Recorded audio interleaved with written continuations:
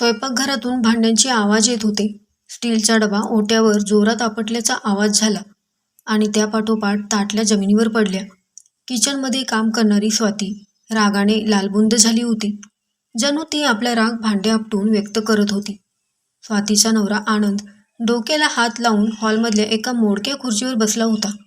स्वयंपाकघरातून येणारा प्रत्येक आवाज त्याच्या काळजात धडकी भरवत होता. शेवटी त्याचा संयम सुटला आणि तो जागेवरून उठला. स्वयंपाकघराच्या उंबरठ्यावर जाऊन तो ओरडला, स्वाती, काय चाललंय काय तुझं सकाळपासून? कोणता डोंगर कोसळलाय आज? भांडी आपटून काय साध्य होणार आहे? तुला कधी शांततेने काम करता येत नाही का? आणि जर काही अडचण असेल तर ती तोंडाने बोलून दाखव. घराची लक्ष्मी असलेल्या स्त्रीने असा भांड्यांवर राग काढू नये. स्वातीचा चेहरा रागाने लाल झाला होता. ती हातातला कपडा ओट्यावर टाकत अत्यंत तिखट स्वरात म्हणाली, डोंगर कोसळलाय. आनंदराव, तुम्हाला अजून परिस्थितीचं गांभीर्य समजत नाहीये का? महिना संपायला अजून 5 दिवस बाकी आहेत. तरी तो घरमालक सकाळीच दारात येऊन पैशासाठी तगादा लावून गेला. नाशिकसारख्या शहरात या 2 खोल्यांच्या पत्र्याच्या घराला 5,000 रुपये भाडं द्यावं लागतंय आपल्याला. इकडे मुलांच्या इंटरनॅशनल स्कूलमधून फीचे रिमाइंडरवर रिमाइंडर येऊ लागलेत. मुख्याध्यापक म्हणतात की फी भरली नाही तर मुलांना परीक्षेत बसू देणार नाही. घरातला किराणा आणि रेशनही संपत आले. डबे रिकामे झालेत. पण तुमच्याकडून मात्र काहीच होत नाहीये. कंपनीतला तो तुटपुंजा पगार घेऊन तुम्ही अगदी शांत बसला आहात आणि इथे घरात राहून सगळा त्रास मलाच सहन करावा लागतोय. आनंद हताश झाला. त्याने आपले दोन्ही हात पसरले आणि म्हणाला, मग मी काय करू स्वाती? माझी किडनी विकू की स्वतःलाच विकून टाकू?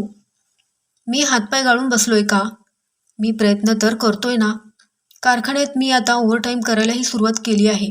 स्वतःची भूक मारून काम करतोय. आज ना उद्या आपली परिस्थिती नक्कीच बदलेल. तू थोडा धीर धर. धीर धरू? आणखी किती वर्षे धीर धरू आनंद? स्वाती उपरोधिकपणे हसली. 10 वर्षे झाली आपल्याला या शहरात येऊन. जेवढी आपली कमाई नाही त्यापेक्षा दुप्पट आपला खर्च आहे. माझ्या सगळ्या मैत्रिणी एवढे श्रीमंत आहेत. त्यांच्यात मिसळताना मला माझी खोटी प्रतिष्ठा जपावी लागते. परवाच राखीने तिच्या घरी किटी पार्टी दिली होती. तिने मला विचारलं की स्वाती, तू तुझ्या नवीन घरात पार्टी कधी देणार? त्यावेळी मी कशीबशी वेळ मारून नेली. पण मलाही वाटतं ना की मैत्रिणींनी माझ्या घरी यावं, माझं राहणीमान पाहावं. मी किती दिवस उधारीवर सामान आणून हे खोटं प्रदर्शन करत राहू? आनंदने सुस्कारा सोडला. पण स्वाती, या सगळ्यांवर उपाय काय? माझ्याकडे जादूची कांडी तर नाहीये. स्वाती आनंदच्या जवळ गेली आणि त्याचा हात पकडून म्हणाली, उपाय आहे. मी तुला किती वेळा सांगितलंय. तुझ्या गावाकडची ती वडिलोपार्जित 2 एकर जमीन आणि ते जुनं घर विकून टाक. आज नाशिकच्या जवळ गावाला जमिनीचे भाव गगनाला भिडलेत. ती जमीन विकून जे 40-50 लाख रुपये येतील त्यातून आपण शहरात स्वतःच्या हक्काचं एक मोठं 3 BHK घर घेऊयात. उरलेल्या पैशातून तुला स्वतःचा एखादा धंदा किंवा व्यवसाय सुरू करता येईल. या रोजच्या कटकटीतून, भाड्याच्या घरातून आणि लोकांच्या टोमण्यातून आपल्याला कायमची मुक्ती मिळेल. पण नाही, तुम्हाला तर तुमच्या वडिलांशी म्हणजे दीनानाथ पंतांशी बोलायला लाज वाटते ना. अखेर त्यांच्या मृत्यूनंतरही ते सगळं आपल्यालाच मिळणार आहे. स्वतःचा नाही तर किमान आपल्या निष्पाप मुलांचा तरी विचार करा. स्वाती, तोंड सांभाळून बोल. आनंद मोठ्याने ओरडला. माझे आई वडील गावात राहतात. ते आज म्हातारे झालेत. आता असं तर नाहीये की ते आजच मरणार आहेत. तू काय फालतू बकवास करतेस त्यांच्याबद्दल? मला मान्य आहे की आपण आर्थिक अडचणीत आहोत. पण मी त्यांना किती वेळा सांगितलं की तुम्ही गाव सोडून आमच्यासोबत शहरात या, आपण एकत्र राहू. पण ते काय म्हणतात, त्यांना गावाकडचीच हवा पाणी मानवते. ते गाव सोडून इथे शहरातल्या काळखोटडीसारख्या घरात राहण्यासाठी कधीच येणार नाहीत. स्वातीने आपले डोळे फिरवले. तुमचं डोकं ठिकाणावर नाहीये आनंद. ते गावात राहून काय करतात? आणि आता तर बाबांचे दोन्ही पाय निकामी झालेत. त्यांना दम्याचा त्रास आहे. तुम्ही स्वतः गावी जा. त्यांच्याशी प्रेमाने बोला. तुम्ही त्यांची एकुलती एक मुलगी आहात.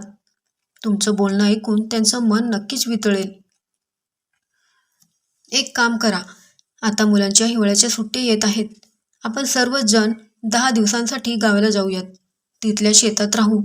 मी स्वतः बाबांची आणि आईंची सेवा करेन. त्यांना पटवून देईन की शहरात राहण्यातच फायदा आहे. एकदा का त्यांनी जमीन विकायला परवानगी दिली की आपले सगळे प्रश्न दूर होतील.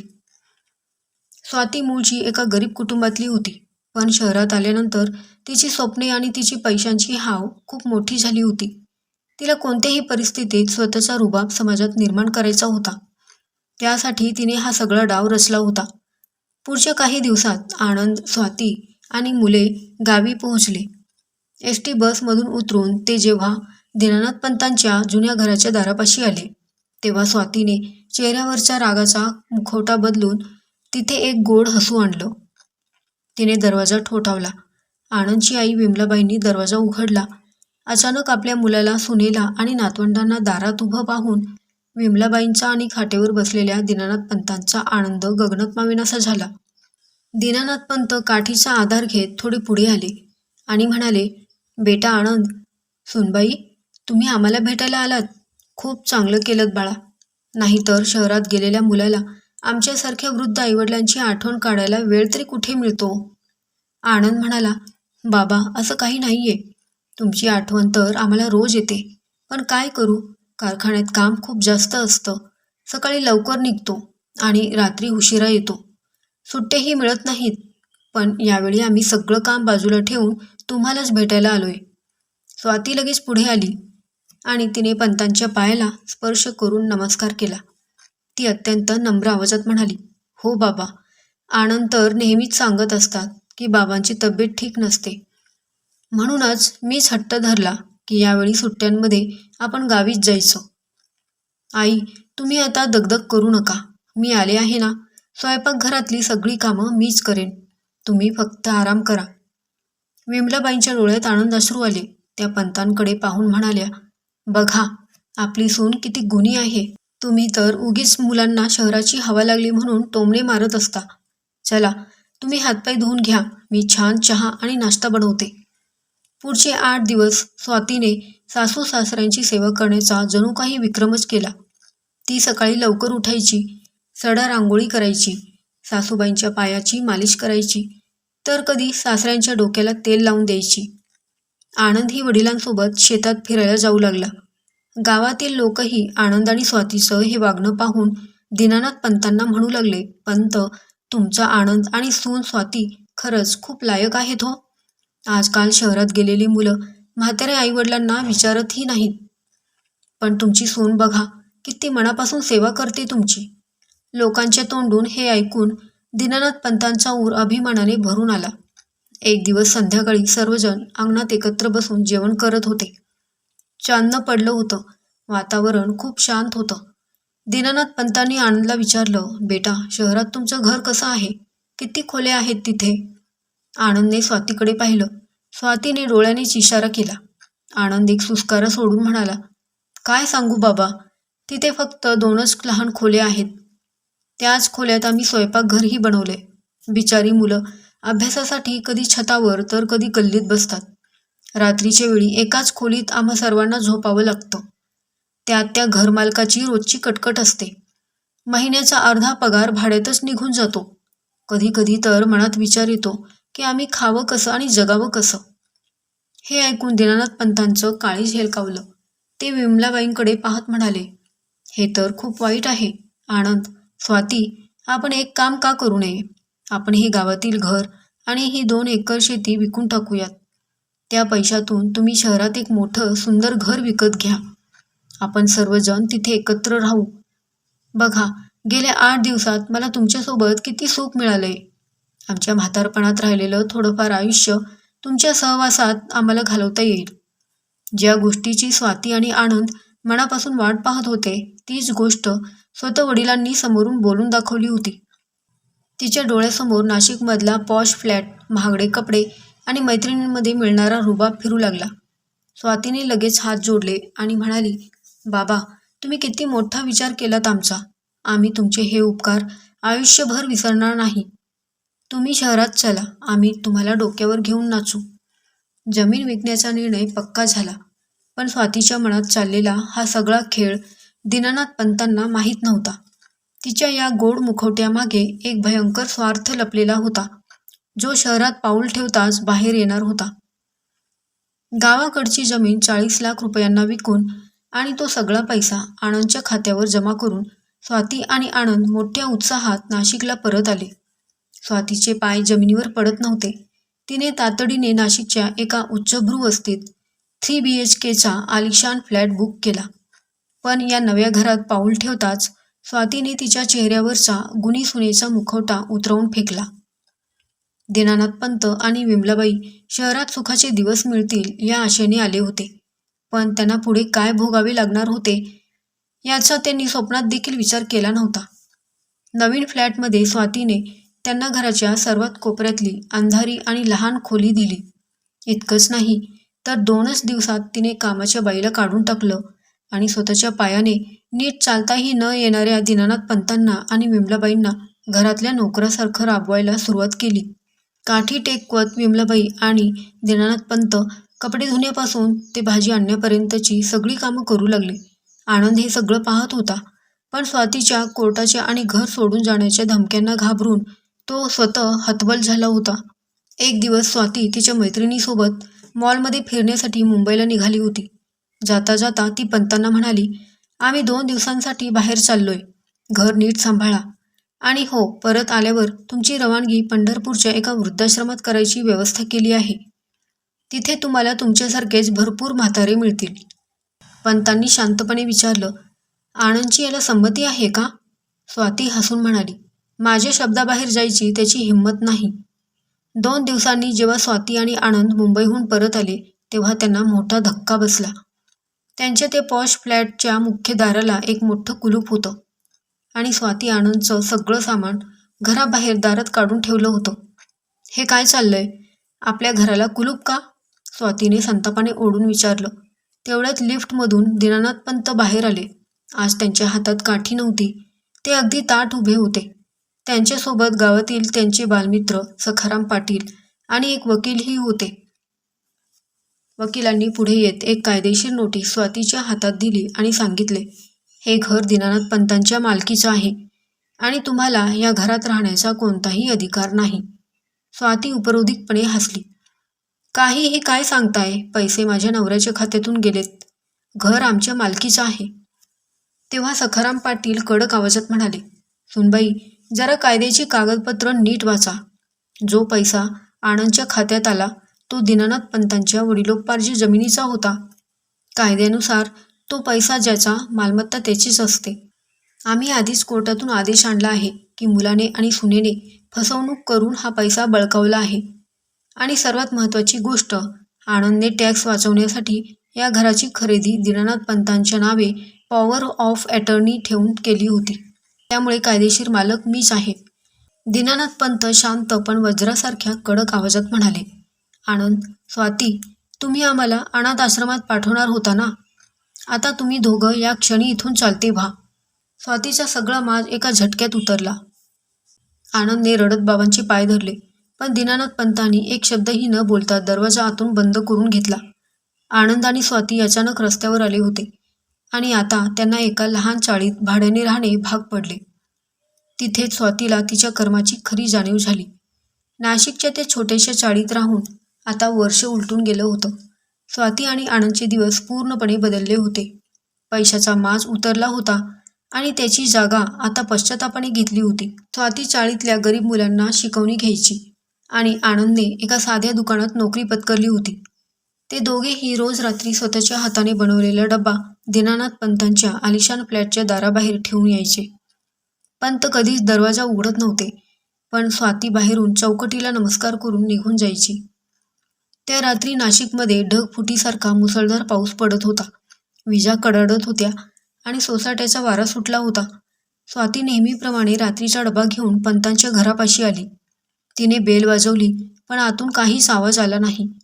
तिने 2-3 वेळा हाका मारल्या, तरी आतून प्रतिसाद मिळाला नाही. स्वातीच्या मनात धाकधूक वाढली. तिने घाबरून दाराच्या फटीतून आत डोकावले, तेव्हा तिच्या पायाखालची जमीनच सरकली. दीनानाथ पंत जमिनीवर पडले होते. त्यांचा चेहरा घामाने डबडबला होता आणि त्यांना श्वास घेण्यास प्रचंड त्रास होत होता. त्यांना दम्याचा तीव्र अटॅक आला होता. घरामध्ये कोणीही नव्हते. विमलाबाई तर अगोदरच काही दिवसांपासून पाठीच्या दुखण्यामुळे हॉस्पिटलमध्येच ॲडमिट होत्या. स्वातीने वेळ न गमावता आजूबाजूच्या शेजाऱ्यांना गोळा केले. सगळ्यांनी मिळून दरवाजाला जोरात धक्का दिला. सुदैवाने जुनी कडी कच्ची असल्याने दरवाजा कडाडून उघडला. स्वाती आत धावली. तिने लगेच तो इन्हेलर बाबांच्या तोंडाला लावला आणि आनंदला फोन केला. काही वेळातच आनंद तिथे पोहोचला आणि त्यांनी पंतांना तातडीने एका मोठ्या हॉस्पिटलच्या अतिदक्षता विभागात हलवले. गावाकडून सखाराम पाटीलही तिथे पोहोचले होते. काही तासानंतर ICUचे दरवाजे उघडले आणि डॉक्टर बाहेर आले. डॉक्टरांनी स्वातीकडे पाहत कौतुकाने सांगितले, पंतांना दम्याचा खूप मोठा अटॅक आला होता. योग्य वेळी इन्हेलर मिळाला नसता आणि हॉस्पिटलमध्ये आणायला अवघ्या 10 मिनिटाचा जरी उशीर झाला असता तर त्यांना वाचवणे अशक्य होते. तुमच्या पत्नीच्या प्रसंगावधानामुळे आज त्यांचे प्राण वाचले आहेत. दीनानाथ पंतांना शुद्ध आल्यावर त्यांनी आनंद आणि स्वातीला आत बोलावले. स्वातीचे डोळे अश्रूंनी ओलेचिंब झाले होते. ती धावतच गेली आणि तिने थेट पंतांचे पाय धरले. ती रडत म्हणाली, बाबा, मला संपत्तीची, पैशाची नशा चढली होती. मी खूप वाईट वागले. मला तुमची कोणतीही संपत्ती नको. मला फक्त माझ्या कर्माची माफी हवी आहे. मला माफ करा बाबा. दीनानाथ पंतांच्या डोळ्यातूनही अश्रू वाहू लागले. त्यांनी आपला थरथरणारा हात स्वातीच्या डोक्यावर ठेवला आणि गदगद आवाजात म्हणाले, सोनबाई, गेल्या वर्षभरात तुझा पश्चाताप आणि तुझा बदललेला स्वभाव मी दाराआडून रोज पाहत होतो. आज तू स्वतःचा जीव पणाला लावून माझा जीव वाचवलास आणि सिद्ध केलंस की नाती ही पैशापेक्षा आणि जगातील कोणत्याही संपत्तीपेक्षा मोठी असतात. मी तुम्हा दोघांना मनापासून माफ केलं आहे. त्यांनी सखाराम पाटलांना बोलावून वकिलाकडचे घराचे कागदपत्र मागवले आणि सगळ्यांसमोर ते कायदेशीर कागदपत्र फाडून टाकले. दीनानाथ पंत हसून म्हणाले, आनंद, स्वाती, चला आपल्या घरी परत जाऊयात. कुटुंब एकत्र असेल तरच घराला घरपण येतो. आणि आता आम्हाला कुणीही वृद्धाश्रमात पाठवणार नाही, कारण आमची सोन्यासारखी सुसंस्कारी सून आणि मुलगा आता आमच्या सोबत आहेत. स्वातीने हसत हसत डोळे पुसत बाबांचे हात आपल्या हातात घेतले. कुटुंबातल्या स्वार्थाचा आणि अहंकाराचा अंधार कायमचा संपून प्रायश्चित्ताची एक नवी सुखाची, समाधानाची पहाट झाली होती. तर मित्रांनो, या कथेवरून आपल्याला हे शिकायला मिळतं की जगातील कोणतीही संपत्ती, पैसा आणि ऐश्वर हे आपल्या जन्मदात्या आईवडिलांच्या प्रेमापेक्षा आणि आशीर्वादापेक्षा मोठं असू शकत नाही. पैशाचा माज आज ना उद्या उतरतो, पण कर्माची फळं मात्र भोगावीच लागतात. तुम्हाला स्वाती आणि आनंदची ही गोष्ट कशी वाटली? स्वातीने जे प्रायश्चित्त घेतलं ते योग्य होतं का? आणि दीनानाथ पंतांनी त्यांना माफ करून योग्य केलं का? तुमच्या प्रतिक्रिया आम्हाला कमेंट बॉक्समध्ये नक्की कळवा. ही कथा तुम्हाला आवडली असेल तर व्हिडिओला नक्की लाईक करा आणि तुमच्या मित्रपरिवारासोबत शेअर करायला विसरू नका. अशाच नवनवीन, भावूक आणि कौटुंबिक मराठी गोष्टी ऐकण्यासाठी तुमच्या लाडक्या चॅनेलला आत्ताच सबस्क्राईब करा आणि शेजारील बेल आयकॉन नक्की दाबा, जेणेकरून येणाऱ्या पुढच्या भागाची माहिती तुम्हाला सर्वात आधी मिळेल. चला तर मग पुन्हा भेटूया अशाच एका सुंदर आणि नव्या कथेसह. धन्यवाद.